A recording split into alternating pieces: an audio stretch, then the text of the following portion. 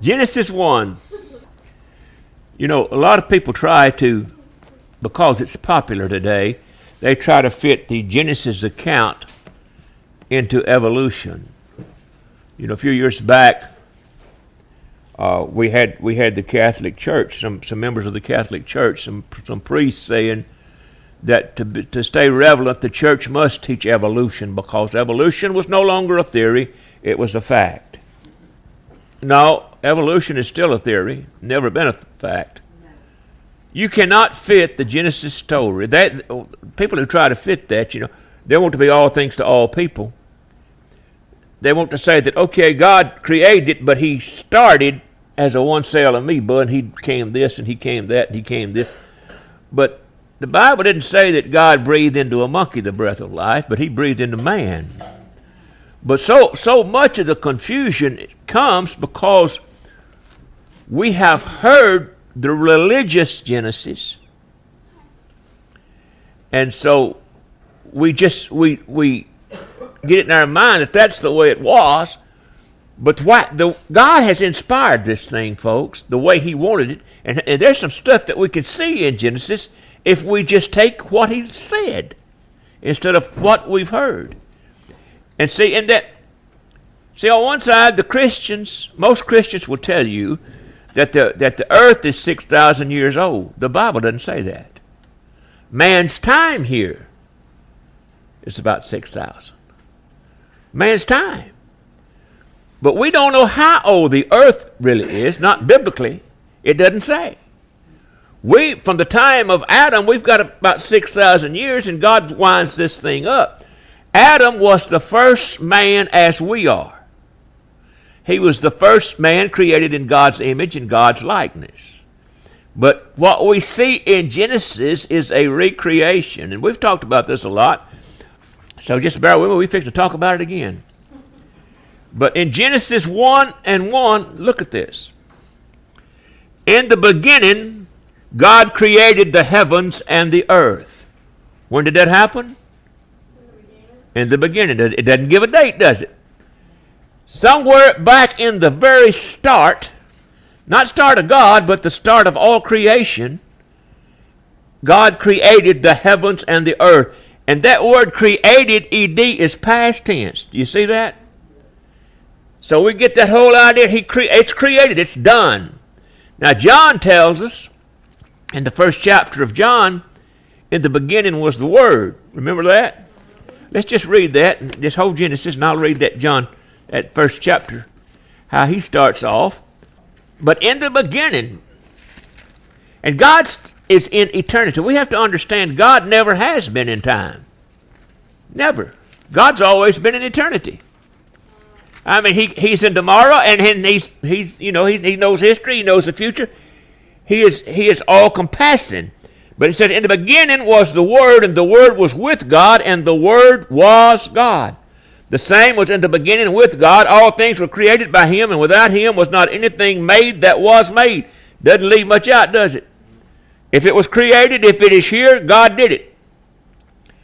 In him was life, and the life was the light of men. The Word became flesh, John said. We understand that was Jesus. Now, in the Hebrew, the word God, G-O-D, is the word Elohim, and it's plural. So if you looked at the Hebrew Bible, it would say, in the beginning the gods created the heavens and the earth. And a lot of the old commentaries said it was talking about God and the angels. No, it wasn't. We see in John what we just read. It's talking about the Father, the Son, and the Holy Spirit. Together it's the Godhead. It's Elohim. And so through Christ, I saw a thing today where it said God created Jesus to start with. No, he didn't. In the beginning was the Word. In the very beginning. So we have the Spirit, we have the Father, we have the Son, which makes up the one Godhead. God. He created this thing in the very beginning. This account that we've got is relevant to the seed of Adam, which is us. It's written for us. We just see little hints, and God gives us little little insights to things that was. But this book is for the seed of Adam, God's man. Verse 2 says, and the earth was without form and void, and darkness was upon the face of the deep, and the Spirit of God moved upon the face of the waters. You see that? Now, verse 1 said he created it, ED, it's past tense. Verse 2, you start seeing a recreation. God didn't create. Isaiah 45 and 18, using the same word, without form, he said God didn't create it that way. He said he didn't create it vain, which is here translated without form.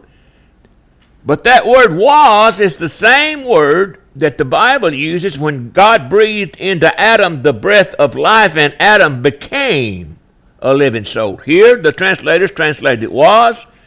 In that verse they translated became. But the word means became. And there is a difference between was and became. Isn't there? There's a difference. Now you either have to understand that you have to believe that God created a formless, shapeless mass, or you have to look at it and say, well, it became void and without form. Now, if it became void and without form, there was a reason for that. And it's the same reason that it always becomes void and without form. God, the Bible tells us, and we just read it in John, that in Christ was life. Now, if you begin to rebel against the principles that are life, what have you got? You got the principles of death. And God he gave us this book. He didn't just write these thou shalt nots because he said, well, let's make up some rules for them. Now, he knew what would make man live, and he knew what would make man die. In him was life. And so when we begin to rebel against the principles of life, the principles of death begins to work, and it happens. And we're not going to get into a whole lot of, but we can go all through the Bible, the New Testament and the Old Testament. You can find the evidences in the Scriptures of the world that was before this recreation. And in our archaeology finds, and they think it's really a Bible error, but it's not a Bible error. We find stuff, and we have found stuff that some mysteries. It didn't happen in this report.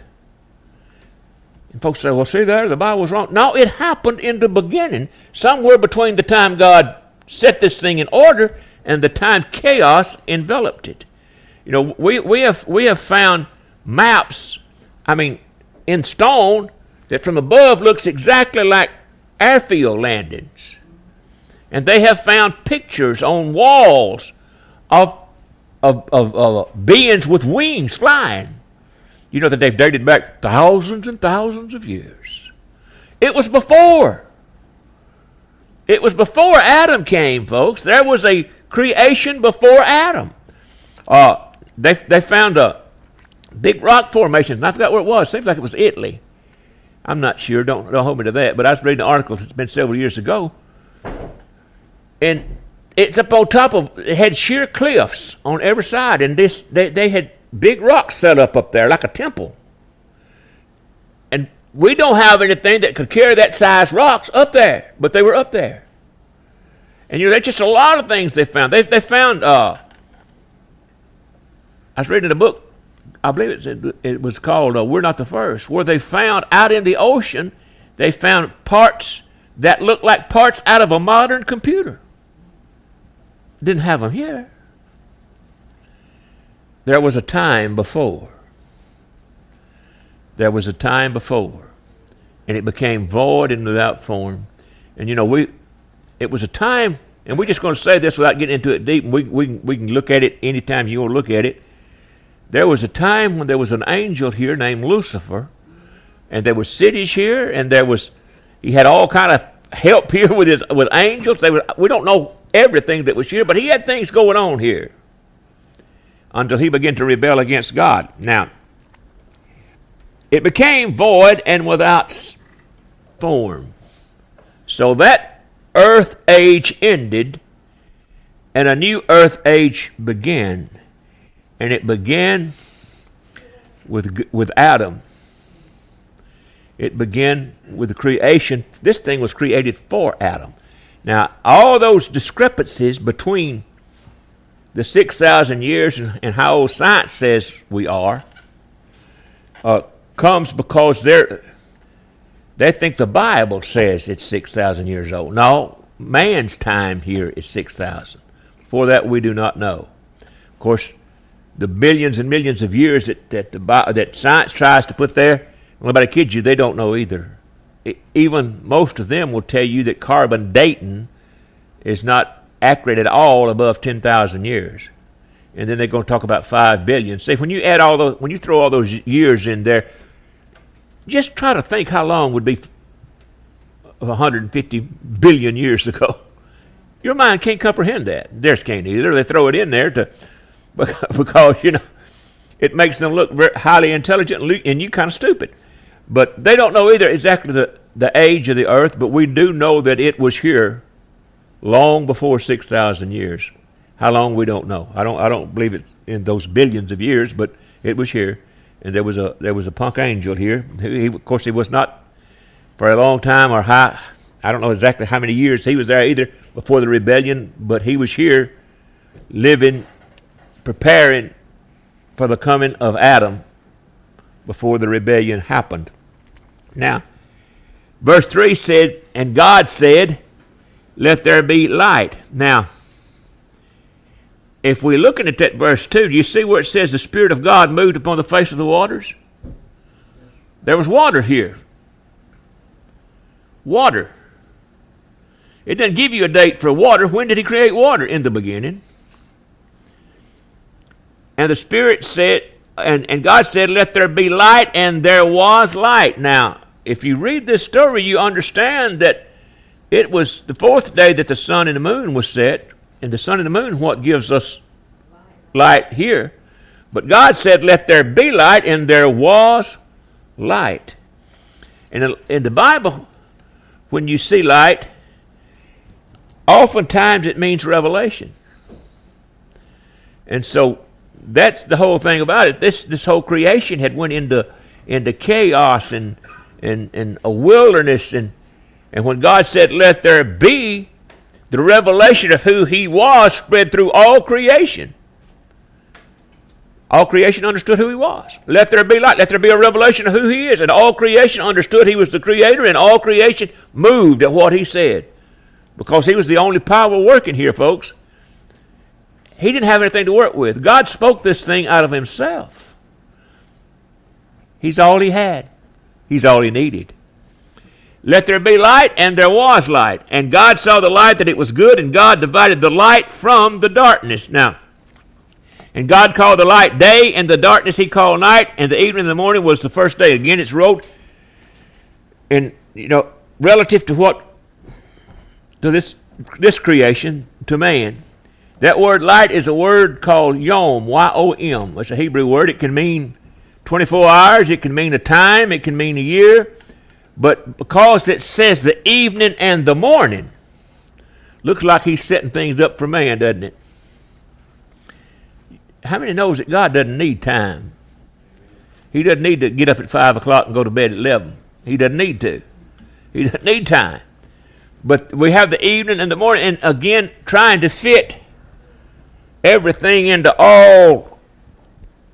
The religious orders trying to fit everything into what science says. You see a lot that wants to give you, these days were thousands and thousands and thousands of years long. We don't know. But I know the morning and the evening was there.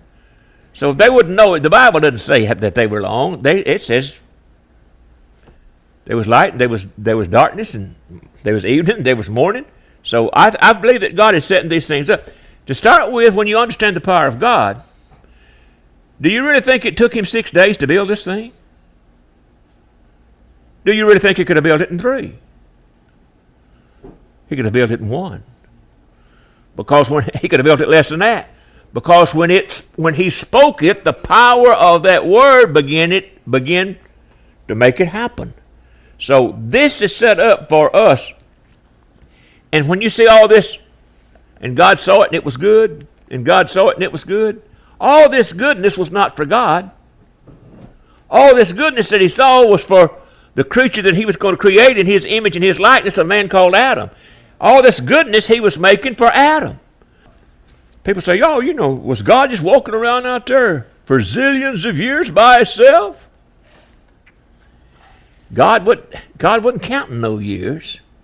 And God was doing whatever God wanted to do. He didn't tell us what he was doing. But one day he'll show us. See? We try to make God like us instead of us like God. And we always get messed up in the mind trying to make God like us. Because it won't work. And God called the light day, and the darkness he called night, and the evening and the morning was the first day. And God said, let there be a firmament in the midst of the waters, and let it divide the waters from the waters. And God made the firmament and divided the waters which were under the firmament from the waters which were above the firmament, and it was so. You see, there's a bunch of water here, folks. There's water high. The firmament is the expanse of heaven. It was far above the earth. There'd been a catastrophe happened. It had become void and without form. And God called the firmament heaven, and the evening and the morning was the first day. He said he divided that water. He made the water that was above the earth. And people's looking for water up there to create life. There's water up there, folks. There's water there now. But as far as we can go, we ain't found any. Don't mean it ain't there somewhere. Because we zip around up there and we think we've gone a long way. And every time that we get a camera up there, we just keep seeing out and out and out and out. God's a big God. He's a big God. So we don't know near as much as we think we know, I'm pretty sure. But this is what he give us so that we could have hope in him, so that we could know what he did and why he did it. And God said, let the waters under the heaven be gathered together into one place, and the dry land appeared, and it was so. Now, do you see that? Gathered together into one place. That word in the Hebrew, gathered together, means joined. Joined. Now, the Bible said all the water was joined. Now, when this was wrote, there wasn't a whole lot of land maps. There wasn't a whole lot of aerial shots. But he told Moses to write that everything, he joined all the water together. Do you know every river and every stream in the world runs into the ocean? And it don't overflow? Isn't that remarkable? And it don't overflow. Every river, every stream winds up into the ocean, and it does not overflow. You know why it don't? God set its boundaries, and it can't come further than what he said. And God called the dry land earth, and the gathering together the waters he called seas, and God saw that it was good. And God said, let the earth bring forth grass, the herb yielding seed and the fruit tree yielding fruit after its kind, whose seed is in itself upon the earth, and it was so. Now he began to, you can see here in the very beginning, when he's got the land here and he's got the water here, he begins to set things up that is going to be for food for those things coming. Do you see it? First thing he did, the herb and the fruit tree and all these things is what was bringing forth food for what's coming, and whose seed is in itself. And we've talked about this around here. When you say that seed is in itself, it means as he was creating it, as he was setting it into being, he created in it the ability to reproduce itself. Everything was going to reproduce itself. God was not going to have to keep creating and creating and creating and creating, because when he created, he set the laws in order, and he put in everything that ability to create itself. Now, for time, we're not going to read every bit of this, but you need to go back and just look what it says about some things in this first few chapters of Genesis, because every time I read it, I see something else. 14 says this, and God said, let there be for lights in the firmament of the heaven, and divide the day from the night, and let them be for signs and for seasons and for days and for years. But you know what the Hebrew said there? Now he put the sun and the moon up there to divide the day and the night. It said, let them be for monuments of proof and for appointments. It's the same word, that appointments, that seasons, is the same word they use in Leviticus 23, talking about the feast of the Lord. He said, I'm setting them there. They are for monuments of proof. What does that mean? When you look at the moon, it can control the tides on the earth. They're hung there, and the gravitational pull is just so, folks. So, to keep everything in place, which shows that somebody had it under control. The sun is there, burning, and science says all these millions and millions of years. And again, in the first creation, he created the sun here. I don't know how long the sun's been burning, but it's somewhere around 6,000. He created the sun, and it's still burning, and it ain't burnt the earth up, and it ain't went out. Well, whoever set that fire knew what he's doing, didn't he? And without it, the earth cannot live. Without the gravitational pull being just right, things on the earth could not live. He said, I'm setting them there for monuments of proof and for appointments. And you can remember when Jesus was teaching about the last days, he said there'd be signs in the sun and in the moon. Remember that? So keep your eyes open. He set them up there. That's his neon signs in the sky, folks. And he could show us things if we will listen. Let's just, like I say, we're running out of time. Let's run down. Look at verse 20. And God said, let the waters bring forth abundantly the moving creature which has life, and fowl that they may fly in above the earth in the open firmament of heaven. Now, science, because, birds just got scales on their legs, and they say feathers has got the characteristics of scales, and they'll tell you that the fish turned into the bird. I also tell you that the dinosaur turned into the chicken. But if they've got scales and they've got feathers, they did come out of the water. You just see that? Let the waters bring forth abundantly the fowl, but they came out of the water flying all at once when God called them. They came out of the water birds. A fish didn't decide one day, I'd be wonderful if I was a bird. Fish don't like it out of water. All I ever caught tried to get back in. So he didn't decide, I could be out of the water and I could be living a whole lot better. No, God left him in the water, and he's still there. And he brought the fowls out of the water, and they were fowls when they came out. And God created great whales and every living creature that moveth, which the waters brought forth abundantly after their kind, and again, capable of reproducing itself. And every winged fowl after his kind, and God saw that it was good, and God blessed them, saying, be fruitful and multiply, and fill the waters in the sea, and let fowl multiply in the earth. He called them out of the water, created them out of the water, and said, hey, you're going to multiply in the earth. And the evening of the morning was the 5th day. And God said, let the earth bring forth the living creature after his kind, cattle and creeping things, the beasts of the earth after his kind, and it was so. And God made the beasts of the earth after his kind, cattle after their kind, and everything that creepeth upon the earth after his kind, and God saw that it was good.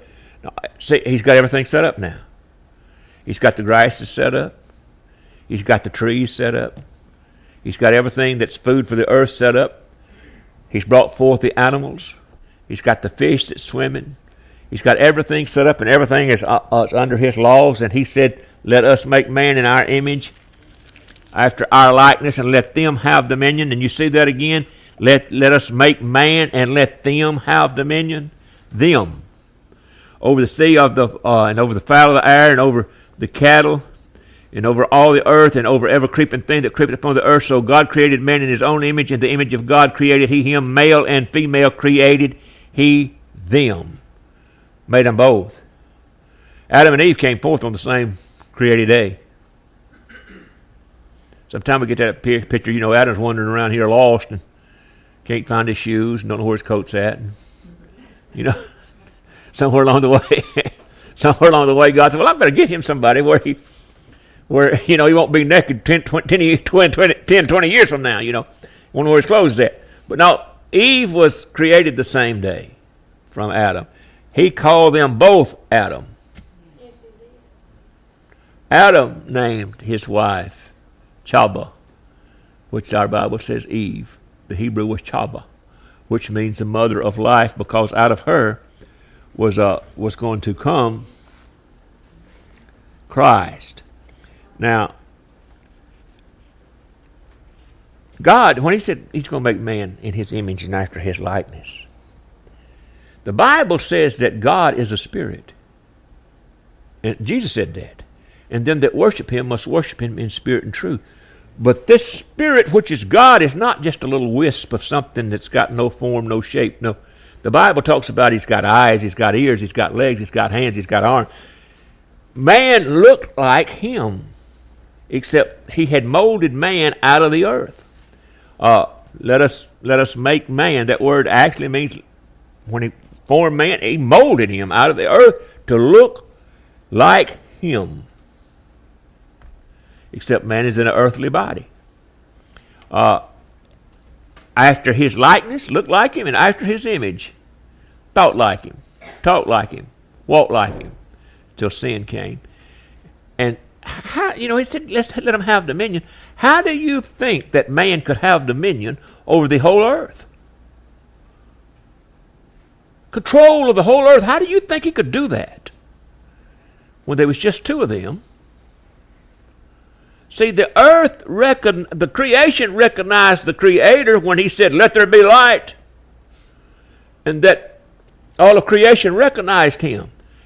All of creation recognized God's man before sin came. And so whatever Adam spoke to creation, creation obeyed it through the power of God. Obeyed him because they saw Adam as the representative of the Creator until sin came.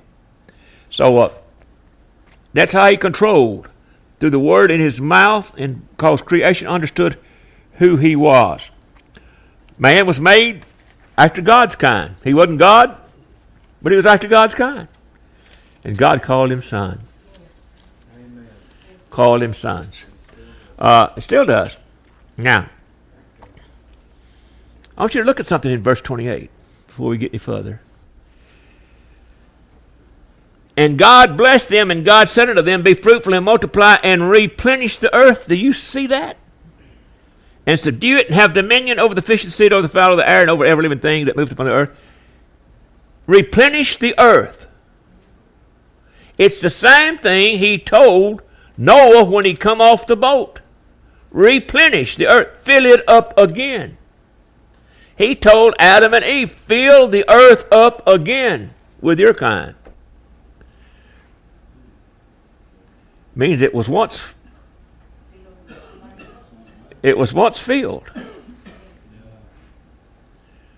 But all that water we saw over there in the beginning of that chapter had destroyed it all. And let me tell you something, folks. God has never changed. Whatever brings destruction now brought destruction then. And it was rebellion against life. We call it sin. We call it sin. Now, let's look at, we'll just go ahead and read down to 30 anyway. And God said, behold, I have given you every herb bearing seed which is upon the face of the earth, and every tree in which was the fruit of a tree yielding seed. To you it shall be for meat. Now, that's important, because I'm going to show you something in a minute. look what he said. Every tree in which is the fruit of a tree yielding seed, to you it shall be for meat or for food.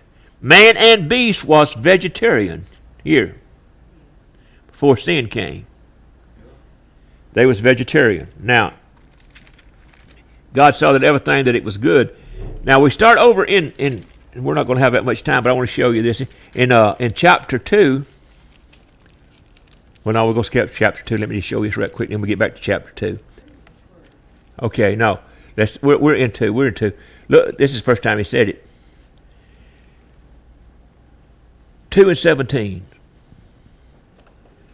But of the tree of the knowledge of good and evil thou shalt not eat of it, for in the day that thou eatest, therefore thou shalt surely die. Now, do you see that? You can't eat of that tree, but look back to 29, what we just read. Behold, I have given you every herb bearing seed which is upon the face of the earth, and every tree in which is the fruit of a tree yielding seed, to you it should be for meat. He said every one there. Do you see that? But right here he said you can't eat of the tree of the knowledge of good and evil. Do you see that? The tree of the knowledge of good and evil bore no seed. It did not reproduce itself. The only way that it could reproduce itself is if man ate of it, it would reproduce death in him. It had no seed. Man could eat everything that had a seed. The tree of the knowledge of good and evil had no seed. If it had seed, if it reproduced itself, it'd still be all over the earth. If you ate it, you'd die. Had no seed.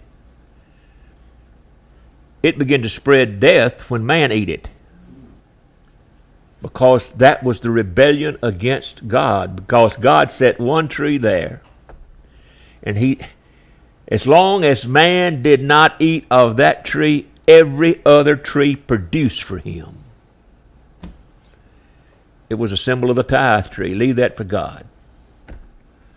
You know, Malachi said, you're cursed with a curse. It's whole nation. And you're cursed. See, that's where the curse came from. But it stood there, and it would never have reproduced another one. God said you could eat all of them that had seed. But don't eat that one, because it'll kill you. And it had no seed. Chapter 2 says, thus the heaven and the earth were finished, and all the host of them. And on the seventh day God ended his work which he had made, and he rested on the seventh day from all his work which he had made. And God blessed the seventh day and sanctified it, because that in it he had rested from all his work which God created and made.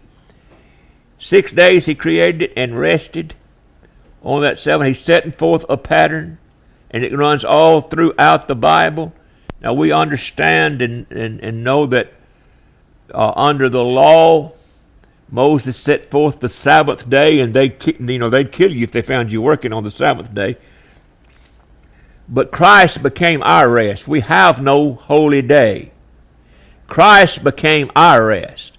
But that was a symbol set up, 6 days and then rest. The pattern run all the way through the Bible. Man's got 6,000 years, and then he's got rest. And it speaks of, and Hebrews will tell you about the seventh day of rest, that we've got a rest coming. And we do. And we do. But what I want us to see before we close this thing out, that God ended all his work. God still ended all his work. How did that happen? Because he set laws that kept it going. See, we still think God's pulling strings. No, he's not. God's not up there pulling strings. Amen. He hadn't been up there pulling strings since he created this thing. He doesn't have to, because the laws he set in order will cause what he said to happen. Good, bad, or ugly. We walk in the laws of life, then life becomes ours through Jesus. He died for us. We walk in the laws of death, we're going to die eternally, because that seed's there, folks. That seed's there. But God set this thing in order, and we are in Recreation. And you know what? There'll be one more. Behold, I'll make all things new. And you know, the new things he's going to make is a return to Eden. Yeah. The earth will look exactly like it did before the flood, before sin. When man spoke what he wanted, and it was in his hand. Because God gave him that dominion and there was nothing to block it. If man spoke it, then the power of God caused it to happen. It'll happen again.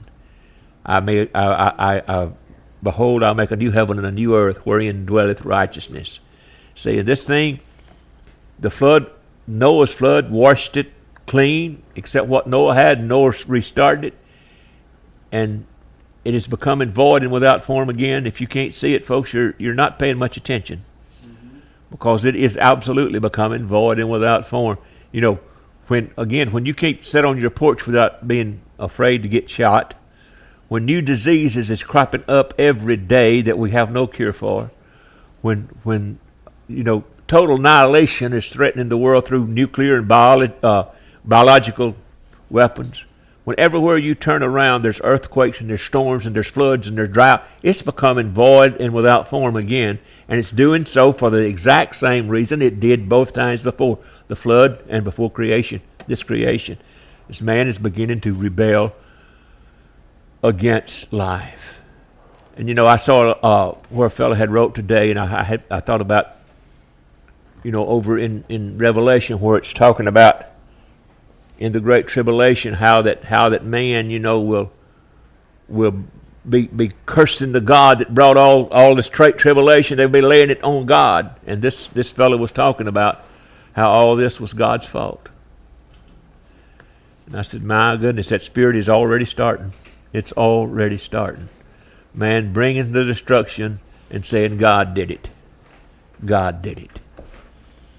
No, God is love, folks. He's absolute love. He's absolute goodness. Yeah.